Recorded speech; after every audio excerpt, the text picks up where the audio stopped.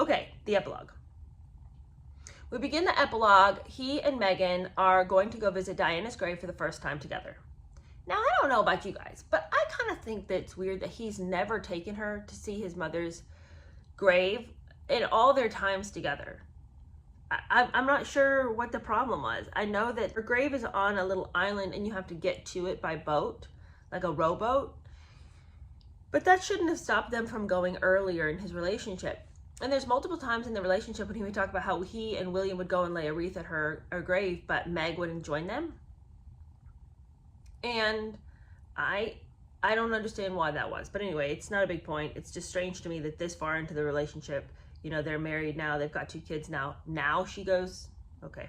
Anyway, he says that they get in the boat, they row over, they kind of got stuck in the mud at one point, but they managed to free themselves.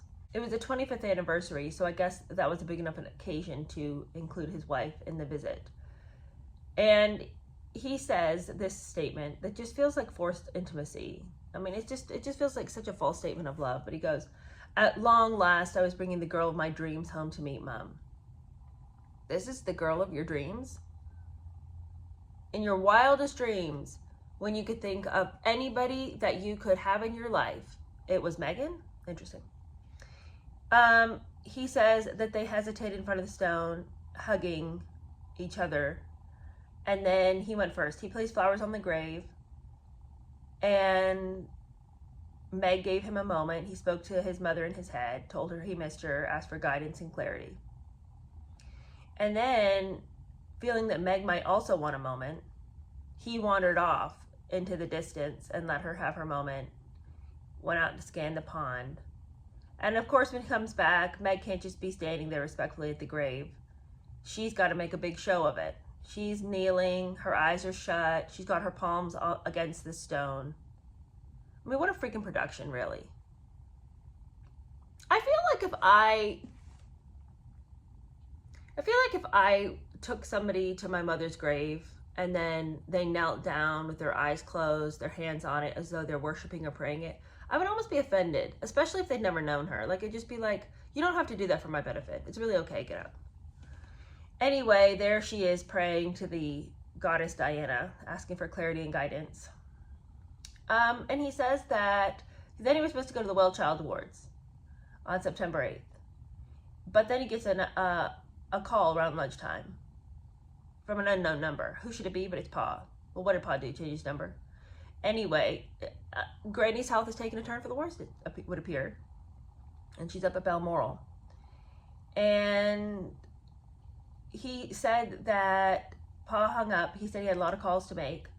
And Harry immediately texted Willie and Kate, he says, to see if they were flying up. And when are you going? And how are you going? And basically, can I get a ride with you? But wouldn't you know it? Nobody could be bothered to respond. So he and Meg were forced to, like the proletariats they are, look at flight options. Was this going to mean they were going to have to fly on a regular plane, a commercial jet? Not that. Of course, then the press starts phoning, and he's going to have to miss the Well Child Awards, obviously, because he's got to go to Scotland. But then he gets another call from Pa. And if you can believe it, guess what he says next?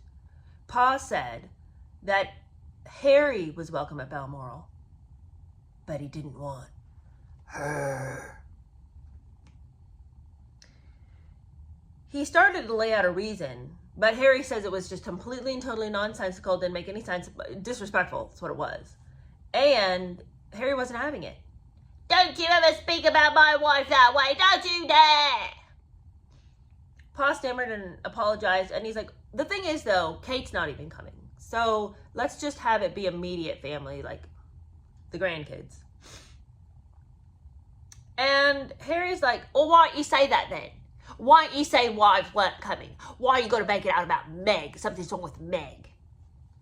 And I do have to say that if I were Charles, I would have started out with that initially. I would have been like, well, you know, all wives aren't coming. You know, I think maybe you don't.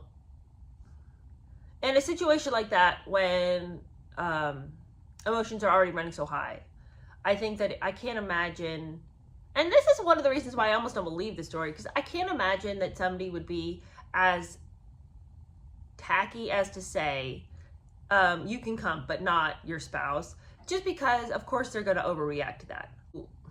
Pa's too diplomatic not to see what those words would do if he said them.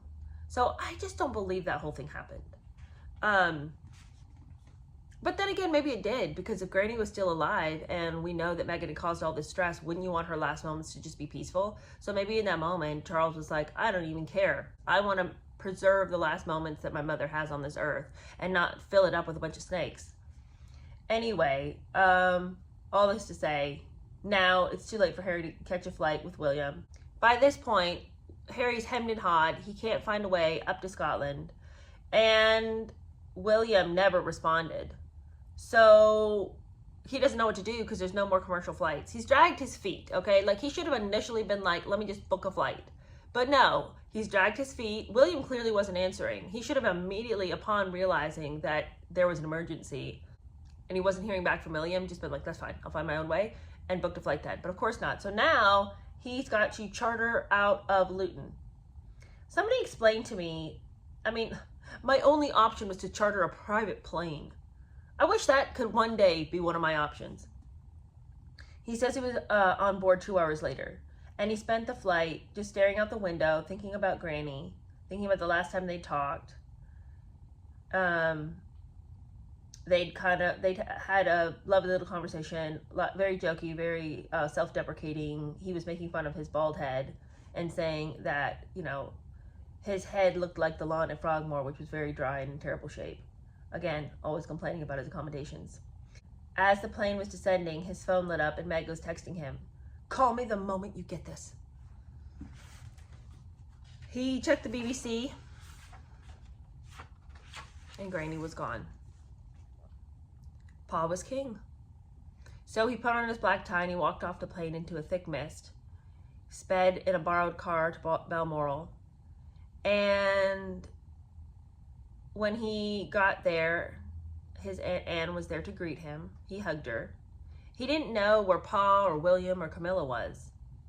She said that they had gone to Burke Hall, and then she asked if he wanted to see Granny, and of course he did. And she led him upstairs to Granny's bedroom where he braced himself. He says that the room was very unfamiliar to him. He probably had only been in there once in his whole life. And there she was. And he stood there frozen, staring. And he said it was difficult, but he forced himself to look because he kept thinking about, if somebody had done this for me when my mother had died, I wouldn't have spent such a long time wondering where she was. I would have been forced to believe it because people had been honest with me. So he forced himself to stare at her face so that he would, knowing his propensity for imagination. He whispered that he hoped she was happy and he hoped that she was with Grandpa. You know, he had his little moment with her, saying how proud he was of her for everything that she had accomplished. That was that. So then he goes out of the room, he calls Meg, tells her that he's okay. Still can't find Paul, William, and Camilla. They are avoiding him like the plague. He did manage to find them at the meal where they all sat silently eating. And then he got up from the meal and wandered Balmoral for a while. Just wandered around the rooms. He doesn't make it clear why he didn't fly back with William and Pa. He says, well, the quickest way back would have been a lift with Pa and Willie. Barring that, it was British Airways, departing Balmoral at daybreak. I bought a seat and was among the first to board. And soon after settling into front row, I sensed a presence on my right. Deepest sympathies, said a fellow passenger before heading down the aisle. Thank you. And moments later, another presence. Condolences, Harry. Thank you very much. Most passengers stopped off for a kind word, and I felt a deep kinship with them all. Our country, I thought. Our queen. Yes, your country, your queen. This is your place. This is your place. It was for this that you were brought into this world. You just decided to spurn it and act like it was just nothing. Well, he gets back to Frogmore. Meg greets him at the door in a long embrace. They needed to get out of there. Desperately needed to get out of there. He sits down for a glass of water and to pour over the calendar. When can we get home? But they can't, because they've got to have 10 days of walking around being sad. which is kind of the way he describes it. It isn't even as though he wanted to stay and grieve. It's just duty and obligation, if I must. And he says that there are difficult days. Really, all they wanted to do was get back to the kids, but unfortunately, gotta grieve the queen. He says when the funeral finally took place, William and he barely exchanged a word. They took their familiar places, set off on that familiar journey behind another coffin draped in the royal standard, sitting atop another horse-pulled gun carriage. It was the same route, the same sights, although thank God this time there was some music so it wasn't so dreary. They got to St. George's Chapel, and everything about this place was so meaningful to him, because this had been where Grandpa's farewell had been. His own wedding had taken place at St. George's Chapel. Even in ordinary times, even just an Easter Sunday, had always felt really poignant here. And here now the whole family was alive and together. And he says that's what made him cry. But I tend to believe that what made him cry was that the death of the Queen was like the end of an era, an end of his own personal era. As far as he had ever known it, she'd always been at the head. And I think that he always felt like a safety in what he had known. Now everything has changed so quickly. I mean, he met Meghan and everything fell off the rails immediately. And now it's never going to be, it'll never go back to how it used to be. It could never feel like it used to be. But at least when the Queen was alive, there was like the hope that everything's still in place. I just have to find my way back.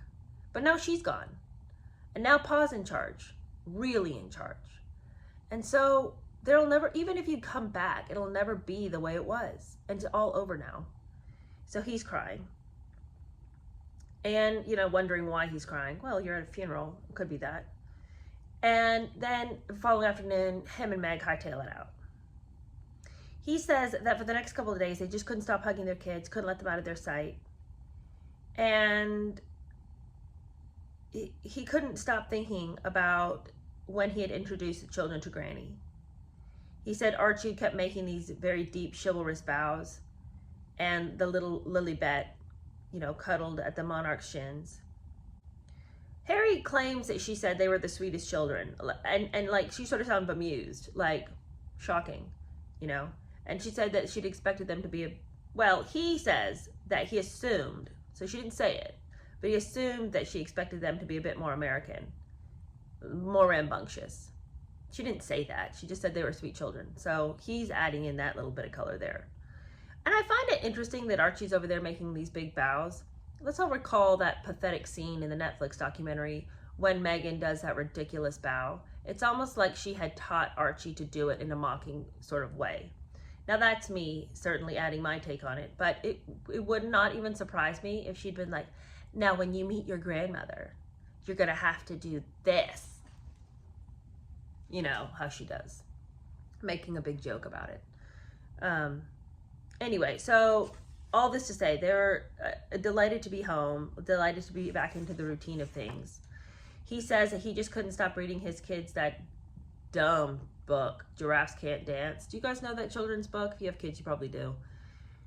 It's this book, and it's like, it's so funny to me that this would be the book he loves to read to his kids, because I can imagine him finding all sorts of meaning in this little African tale. It's not an African tale, but I mean, it's a book that's like set in Africa about this giraffe that can't dance. He's so awkward, and then he goes to this party, and then he starts dancing, and everybody laughs at him, so he like goes off by himself, and while he's off by himself, he meets this cricket, and the cricket tells him, sometimes if you can't dance, it's just because you haven't found a song that your soul resonates with. And so the cricket starts playing for him, and then under the moon, all alone, he learns how to dance. And then everybody comes and gathers around. They can't believe it. If only they could dance as well as the giraffe. And look, he went off by himself and learned his own way. And if you can't see the metaphor there. Anyway, so we're still waiting for Harry to learn how to dance. If anything, this giraffe just fell down a hole and he's not coming back up. Anyway, day and night, images are flitting through his mind of the Queen. He just can't stop thinking about her, because to hear him tell it, he and the Queen had the specialist of special relationships, and that they were always whispering jokes to each other and keeping each other entertained. And, you know, he was always catching her off guard with some funny little comment. And anyway, they just loved each other. And I believe that. I mean, I think everybody knew that about them, that she seemed to delight in him, and he in her. And so I think that to lose her was to lose somebody who had always loved him unconditionally. And he says that, he writes that, you know, special relationship, that's what they said about us. And now I couldn't stop thinking about the specialness that would no longer be, the visits that couldn't take place and wouldn't take place. But the ones that you ruined, you could have fully participated in her last years, but instead you wanted to make it all about you, and you wasted her last years. I mean, she was extremely elderly when you got married. You knew that these were her last years on earth, and yet you kept thinking, fiddly-dee, I'll think about that tomorrow. Well, tomorrow's here and she's dead, and you ruined it. And of course, what do you think we end it with? Another animal story. This is how he ends this book. This is how he ends the epilogue. Apparently a hummingbird got into the house. Couldn't get it out of the house. Oh no. So he calls a friend of his. The friend says, and again, I tend to think that this mate of his that he called is the same one who told him that maybe you're enjoying killing the Taliban on motorcycles because of your dislike for the paparazzi who also ride motorcycles. Remember that? He always just got this mate who's got like these words of wisdom, yet the unnamed mate is probably just Megan. He says that the mate told him that maybe the hummingbird is a sign. A sign of what? Well, apparently hummingbirds are incarnated warriors. The Spanish explorers called them resurrection birds. Resurrection birds, okay. Not to put too fine a point here. But the Aztecs apparently called them reincarnated warriors. The Spanish explorers, who would have been Catholic, called them resurrection birds.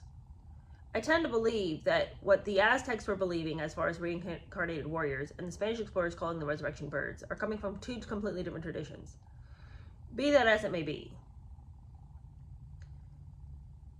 this hummingbird ain't your grandma. But whatever. He says that he, after realizing who it was, he let the hummingbird just swoop around the kitchen and, you know, flit around in their sacred space. After wrestling with whether it was trying to come into the house as a destination point or as a detour, he finally decided it might be time to get it on its way.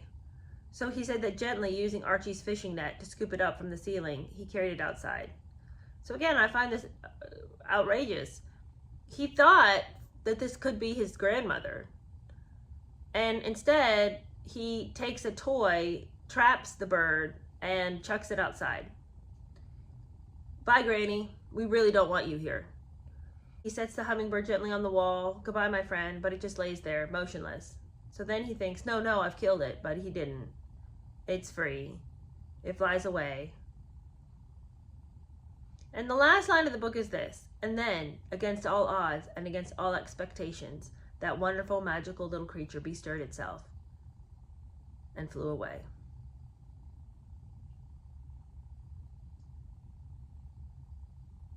Okay. What a dumb book.